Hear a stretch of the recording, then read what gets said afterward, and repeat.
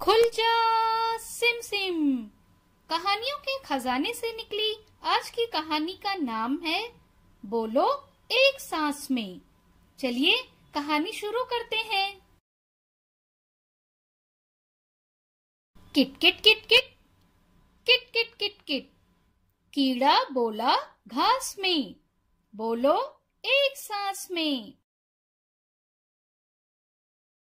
फर फर फर फर फर फर फर फर, चिड़िया उड़ी आसमान में, बोलो एक सांस में।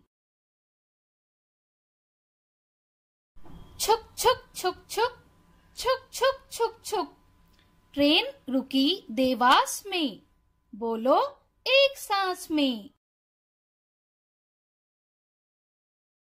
Sir sir sir sir sir sir sir sir, सांप सरकता बांस में, बोलो एक सांस में।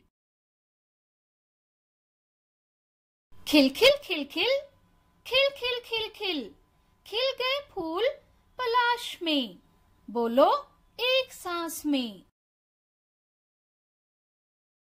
भिन भिन भिन भिन भिन भिन भिन भिन, मच्छर कान के पास में, बोलो एक सांस में। चमचम चमचम चमचम चमचम, फिरे जुगनू तलाश में, बोलो एक सांस में।